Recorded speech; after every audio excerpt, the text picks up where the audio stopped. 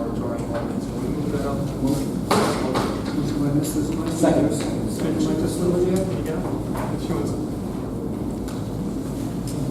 Move up item P, under new business discussion by council or other action on non-mounted solar photovoltaic installation moratorium ordinance. Proposed as an emergency ordinance pursuant to town charter article 4, section 9. Mr. Osier. Yeah, so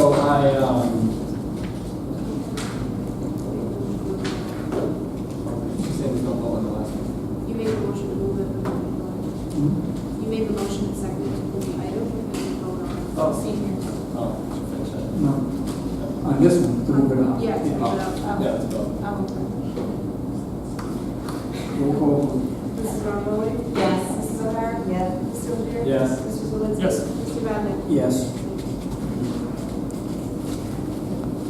Easy, that's all.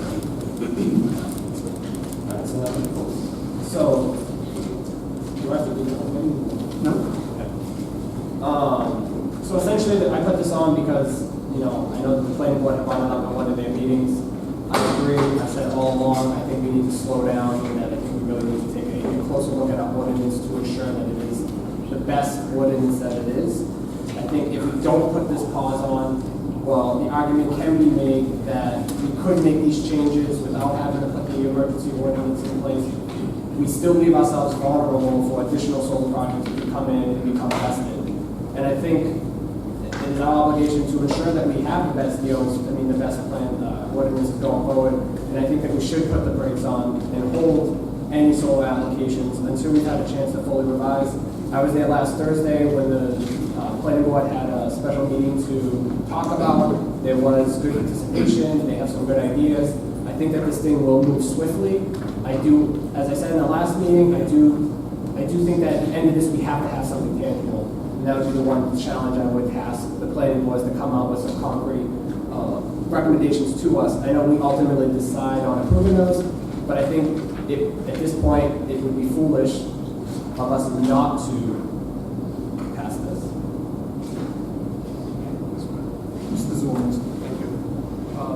Just to somewhat echo what Mr. Osier is saying, last Thursday at 5:30, Mr. Pilati and Chairperson Pilati planning board met. Had what I thought was an extremely well-run meeting, allowing public input. There's another one scheduled, I believe there's a follow-up coming. Mr. Vadeney, you were there, I was there, just for the record, we were all in I didn't even sit sections. there. None of us sat next to each other, so there was no discussion going on. So I support Mr. Osier. I think that this is something we should do right now, give the planning board that additional time to collect public input. Then it'll be presented to the town council. We'll open it up to public input, and everybody in town will have a say, a voice, in how we approach this. I'm going to support Mr. Osier's motion. I know he's going to make it. I think we should have a motion before we discuss it. Okay, so I make a motion for us to pass the solar, ground-mounted solar photovoltaic installation moratorium. Motion by Mr. Osier, do we have a second? Second by Mr. Zalinski. Commentary from the public on this? Excuse me? Are you going to permit any commentary from the public on this point? Let us discuss it. They're just at the point of discussion right now. Okay. I thought there was a motion. There is a motion and a second. Now we're into discussion. Let the council discuss it. Okay.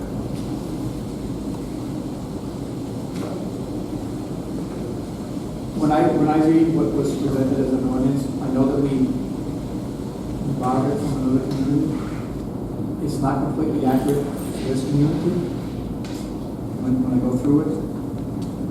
Whereas the planning board has expressed that residential areas of town are under the threat of excessive development from commercial utility scale ground-mounted solar take installations. I don't think that's what they said. They said that they have some gaps in our ordinance that needs to be reviewed, not under threat by future development. There is a strong likelihood that all areas of the town are subject to developmental pressure. They haven't made those statements when they came before us. They were looking for a moratorium to study this, to to fill gaps that they believe are in the ordinance. The town has received numerous applications for ground-mounted solar voltaic installation per day. 5 applications or 6 applications in 18 months isn't numerous when I read this. The planning board has expressed that development of such ground-mounted solar photovoltaic installations pose serious threats to the public health, safety, and welfare of the residents of North Smithfield. And why have we even approved one of them? If there's such a risk in opposing that. They got other hearings on other solar ground-mounted solar, with not even one person knowing speaking against it. So I think that putting stuff like this in there is inflammatory and it's not necessary. We can still create a moratorium because we feel that we need to have time to review this, but to put stuff in there that there's serious threats to public health, if there's a serious threat to public health, then we shouldn't let anybody even have one in town, but we already have 6 of them in town. And possibly a 7th one going forward. And the ones that are in progress. Whereas the town administrator has reviewed the planning board actions and declares that there are actions creating emergency pursuant. The town administrator hasn't weighed in on this. Yes. Well, you have not. Maybe you should check your facts. Maybe you should check your facts. I had David specifically look over this to make sure that it was compliant with our ordinances and informed to us and work with him on this. And I know that he did speak to Gary I'm not going to go I understand. Can I speak to the drafting of this, Mr. President? Can I speak for a moment to the drafting I of think this? it would be helpful. Just so that the council is aware, the planning board did take a moratorium resolution from another town, the town of Exeter, and they passed a motion to send that to you. That's what they wanted you to adopt. I looked at the ordinance and I took out any language that was in that ordinance that was speaking as council. Until this council speak, I took it out. And any language that was speaking as the administrator, I took out. And the administrator put in his language into this one.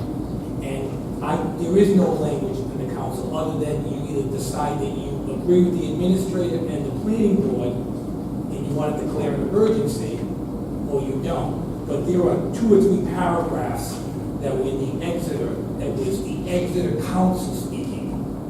If you were to look at the Exeter version versus this, the planning board said, we adopt the Exeter language, we make it the same arguments to you, and they sent that to you. When they send you that resolution, that's them speaking to you. But they can't speak for you. If I took your language out, they can't speak for the administrator. I took his language out. And so your language is not in there, Exeter's language is not in the actual council, and the administrator could speak to what, he spent a couple of days on this, I think, in Catholic using the words. I don't want to put words in his mouth. So I just want to be clear, there were 3 parties speaking in this document. The planning board didn't. This is you may disagree with their opinion, but when they adopted this, that's what they adopted. Those are my points. That some of these statements, you can have a moratorium, but don't have any statements because I don't think they're completely accurate. Or they're completely accurate. If we think we need a moratorium, that's okay. I'm not against the moratorium with a time limit on it. That they need to take action on it. Now, I sat there for an hour and a half. I actually sat there for 3.5 hours. I sat there for the hour and a half and I listened to the comments and I listened to the concerns that people had. And I listened to the comments that the planning board made. And I listened to the comments that the town plan made back and forth. And they're making progress. I understand that. They've had 3 weeks since they actually proposed this. For 3 weeks they've had 1 meeting. I would sit there and say, the only reason that we need to put an emergency moratorium in place is to stop the running gate because they know that there's a moratorium coming while we debate. That's the only reason to put an emergency moratorium in place. I don't think we actually need a moratorium. I think our ordinance is pretty good. Does it need to be filled here and there in a few places? Maybe, it could be. But I think it's pretty complete, it's pretty accurate. And it really protects the town quite well. And I think some of that came out the other night at the planning board meeting where questions were asked and the answer was, it's addressing your ordinance. So some of these statements, the whereases, I think some of them can go. We don't need them. I don't think we need them because I don't think they're accurate in my mind. And as far as the ordinance goes, it's open-ended on the time frame. My thought process would be 30-day moratoriums, which would put a little bit of pressure on the planning board to keep moving this thing forward. If they think that there's problems with it, stretching it out over a longer period of time isn't going to solve those problems. 30 days, come back with us with recommendations that you feel need to be made that will make this a better ordinance. If we need to, we can always extend it again. But I think if we leave it too long, it will take that long to get an answer in it. And if we really think that there's something wrong with it, then we need to address it. And we need to address it quickly, not drag it out. Like I say, personally, I don't think that we need a moratorium. I think that we have an ordinance that's quite well right now. The planning board is meeting, discussing it. I want to see them come back with the changes. If it takes them a month to come back with changes, that's fine. I don't think that we're going to be, there's not a line at the door waiting to charge down and slam us with stuff. It's not happening. It doesn't even show we've had 7 applications in 18 months. We didn't get 12 of them in 1 month like they did in Exeter. Don't compare us to Exeter because we're not Exeter. And that's the problem that I'm having with some of this. We're looking at what happened in other communities, and it's not what's happening in our town. So all these whereases don't necessarily fit this town.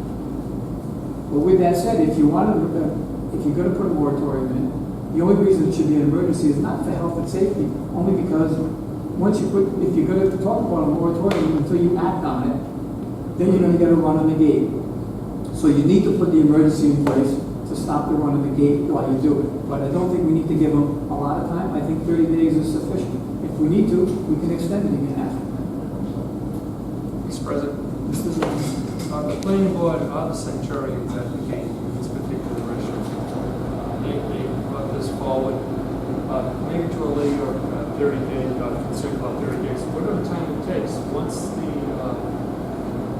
amendments are put forward, once it's passed, we can withdraw the moratorium. I don't know how long it'll take, but I don't see it taking that much longer than 60 days. But I wouldn't put a time on it. Well, you need to put a time on it. It can't be open. You're seeing other communities, you're seeing Cranston and other communities also putting these things into place because they realize that there was vulnerabilities there. And while we may not have had any issues yet, all it takes is one project to completely say, I wish we had put the brakes on and looked at our moratorium. And put a moratorium on and looked at our ordinance. So, I misspoke. Okay. So make it 90 days. Okay, and if we fulfill it within 30 or 3 weeks or 60 days. But if I could, Mr. President, could we ask the chairperson of the planning board for his opinion on the moratorium? Mr. Robinson, do you mind?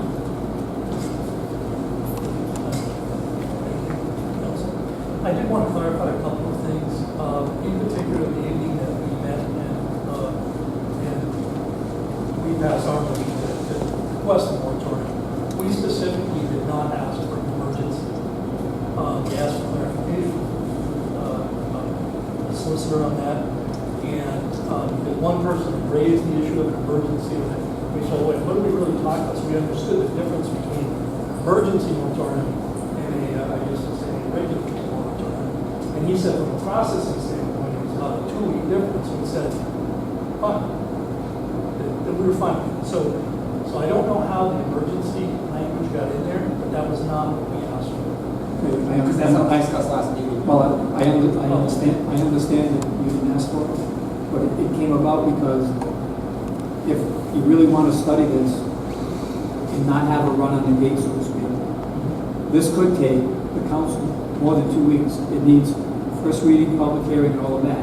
So our process to develop a new ordinance has a time span. Right.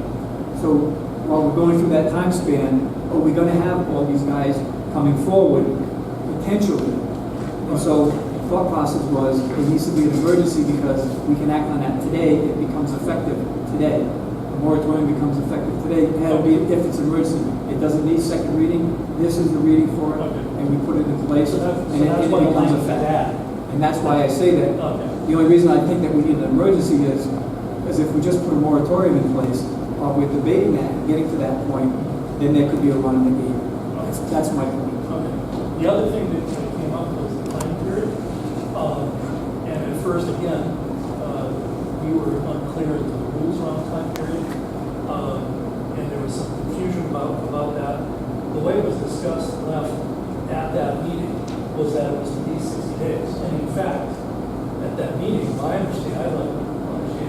not have a say in the time period, and that it was in fact 60 days, which it needs to be reasonable. And we were fine with that, and that's why we immediately got to work on the workshop meeting, 2 weeks later that you attended, which was great, and I agree. So I do agree that we'll get to, in fact, I think as a result of the next meeting we'll have, which is what day? 17th. The 17th. I think we will likely have our draft wording for amendments. I think there were some important ones. But I will point out that one of the amendments that we are going to propose that came out of the meeting the other night would have had an impact on a project we've already heard. So I think it's important that we get this through and that we have a moratorium. You're right, we may not be getting 10 projects in a month, but we're getting at least one way.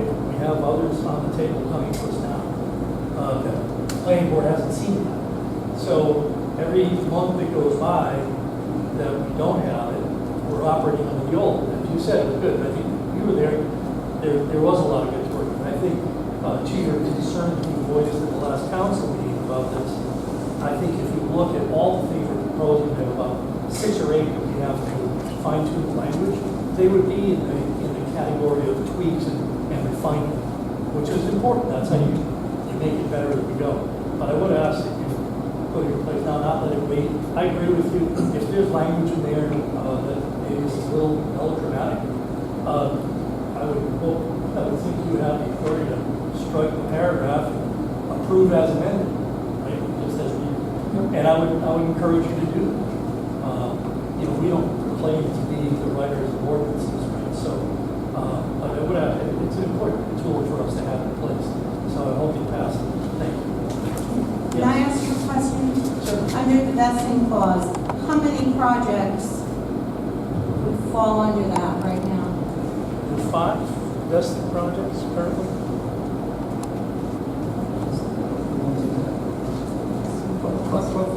My guessing, how many have you received? Whether it's gone before the date, major, that's you time stamped it, Well, it's in, right? it's saying, well, it's not just that. You've got here vesting clause, notwithstanding any provisions contained herein to the contrary, any proposal for a ground-mounted solar photovoltaic installation for which an applicant has submitted all the required materials for a regular special meeting and has been certified complete by the administrative officer. So That's the definition, that's So the you said definition, like, so it doesn't mean we voted on it yet. I'm not sure, that's what I'm asking. I think we have 4 or 5 that are in various stages of progress that we have voted on. Are there more than that?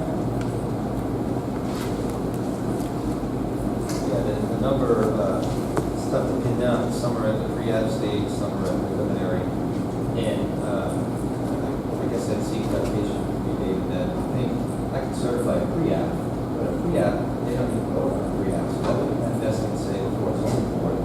How does this affect that situation? Depending on the application is, the law says that you have 14 days to certify an application complete. If you don't certify it complete, you have to refer it to the board for their review.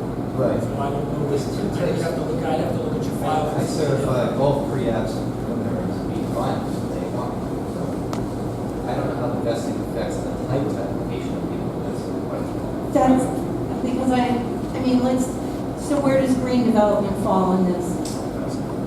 Yeah, it's agreed that they have a master plan. Okay. But we still have 4 or 5 that, not sure? Oh, yeah, at least 5, yeah, others. So if you look at the pre-applications, we have, yeah, at least 5. Yeah, we have probably 5 that we've actually voted on. They're in the forward the process. They're off our plate, yeah. They're in. Okay. Yeah. I just didn't know because the way it says, submitted all the required materials Right, that's what there are. and has been submitted, certified complete. Right, there are at least 2 others that I recall we heard of. It was not, it was at the conceptual stage. So we take votes on those. There's at least 2, I think 2 or 3. And I believe there's another one coming. So that would be 4 that would not be listed.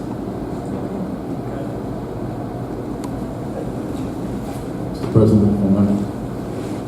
The emergency term is essentially, as I understand the circumstance, one that's placed in the power of the administrator. And I agree with you. I think the whole idea of a moratorium is effectively what I characterize as that we set off a starting gun. You call it running the gate. I call it, we set off a starting gun. We have an attorney in the room tonight that's very interested in what is transpiring here. I think by the way that we have done this isn't in the interest of the town or protection of the town. I think what we have done is set off a starting gun to be able to, that will encourage developers to submit shoddy applications because it's the best they can do in the time it's available to be able to beat that deadline. My recommendation, any one of our ordinances is, could be tweaked, could be upgraded, and can be at the behest of any group of citizens or any board, and should be. I have no reservations about encouraging scrutiny of them. I'd love to have some folks look closely at the personnel ordinance because it's a travesty. I've said it several times. I need help in trying to figure it out.